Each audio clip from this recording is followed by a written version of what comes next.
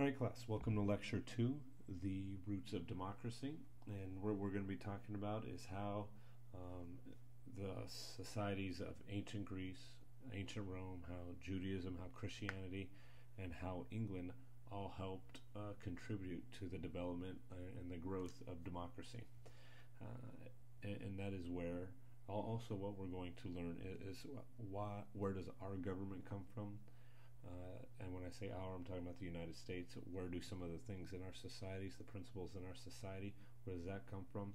And you're going to see that there are certain things in each one of these different societies that helped us create the way we live our lives today and why things are the way they are. The first society or past peoples that helped us out were the ancient Greeks. And they actually first created governments in the year 2000 BC, so about 4,000 years ago. Then, the year 461 BC, a man by the name of Pericles, that's an E, Pericles, created the first true democracy. And it was called a direct democracy. And the reason why it was a direct democracy, all citizens, right there, citizens, as you know, you notice is in quotation marks. We're going to talk about that in a little bit. Participated in government decisions. That means people like you, like me, we were the ones who created laws and ran government, and that's what a direct democracy is. It's actually every single citizen helps and is actively involved in the government. Now the thing is, only free adult males were citizens. So if you were a minority, a slave, somebody that wasn't Greek, you weren't able to participate in government. If you were a woman, no go. Foreigners, no go. So women, slaves, foreigners were not allowed to participate. With all citizens participating in government, it was extremely important that citizens held up their end of the bargain, which is called civic duty. And what is civic duty? Civic duty is where citizens are responsible to participate and serve their government. Now you can do that a myriad of ways. You can go and you can be on the legislature. You can be get appointed to the Council of 500, and you guessed that right. There were 500 people, and they sat and they made laws. Assembly, same type of thing. Or you could sit in on a jury. And back in those days, juries were 200 all the way up to 2,000 people. So there was a lot of people in juries. Speaking of juries, citizens were given the right to make final decisions on a court trial. And male citizens served, and often hundreds or thousands participated. It's not like it is today. They wanted to get as many people involved in the decision-making process, and one way they did that was have thousands of people upon their juries. And the way it worked basically was each person voted. You had two different stones. One was a guilty verdict, one was a not guilty verdict, and you just put the one that you felt was your answer, guilty or not guilty, and then somebody counted those up. So it wasn't an oral thing. You didn't write it down. You actually gave it's like a disc looking thing. And then finally, what the ancient Greeks did a great job of doing was they established three branches of government. You have the legislative, the executive, and the judicial. And these are our three branches. Came from the U.S.'s three branches. Actually came from the Greeks. We have the same exact branches. We have our legislative branch, which is the Congress. They make the laws. The executive branch, which is like the President of the United States. And then you have the judicial branch, which judges whether laws are legal or not. And the reason that they have these three branches is so that one person or one group of people does not become too powerful.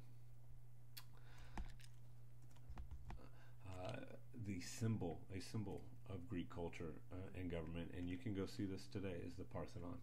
This is where many of the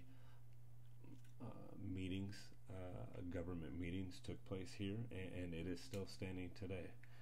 Built thousands and thousands of years ago. Their architecture, as you can see, it was great. And if you have a chance, please go see that. One of the biggest influences in Greek culture was their philosophers, and Greek philosophers shaped the rise of democracy and science by stating reason and inquiry should govern all decision. It's not because somebody wants something, rather people need to think, which is reason. Inquiry is ask questions. So if you think about it, reason, and if you ask questions about why you are doing things, that should govern all of your decision. And when we're talking about philosophers, we're talking about three main people in Greek societies that were their philosophers. The first one was Socrates, and he developed a new method of inquiry or questioning by asking questions to determine the truth. So he would ask everybody why. He would question everybody's motives to make them think harder about why you are doing things. And that new method is called the Socratic method. Sometimes in classes you'll have Socratic seminars when you actually have to think deeper about certain things. And he was the one who came up with that. Next person was Plato. He did not trust democracy and believed only the wisest people should rule. We called those philosopher kings. And Plato was actually a student of Socrates. So Socrates taught Plato. And he thought only the smartest people should rule. You shouldn't leave it up. Have all these people involved in government. Not there is just too many people. So he wanted more of a smaller ruling base. Now Plato's was a teacher as well, and Plato's student was Aristotle, and he believed that the best government was ruled by the middle class. Rulers must protect the laws, and all rulers were subject to laws. And this is different than how things went, especially when you had monarchies and things like that, where the rulers were not subject to the rules. And under Aristotle, he believed that everybody, including the rulers, should be subject to laws.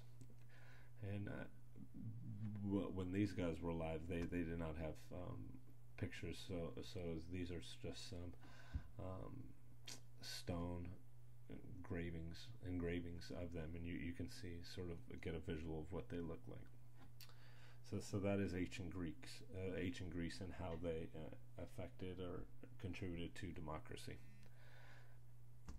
Ancient Rome was the next society that contributed to democracy, and they created a different type of democracy, which is called a republic. Now, a republic is simply an indirect form of democracy. So what does that mean? So instead of a direct democracy where all citizens participate and make rules, that's not how a republic works. A republic works where leaders are elected to rule on behalf of the citizens. So all the citizens will elect a leader, and they will go and they will represent those people. It's a representative government, and that is how our government is right now. This is the United States. We have a republic.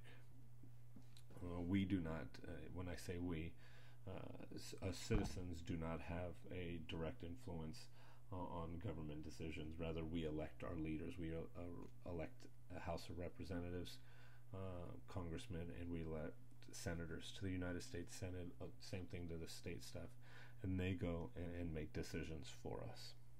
So, also, in just like Greece, in ancient Rome, power was divided or separated, so they had different branches of government as well. Checks and balances were created so that one group would not become more powerful. That if one group started to get too powerful, there was another group who would bring them down. So everybody, they just tried to avoid power being concentrated in one person's hand, and they did that by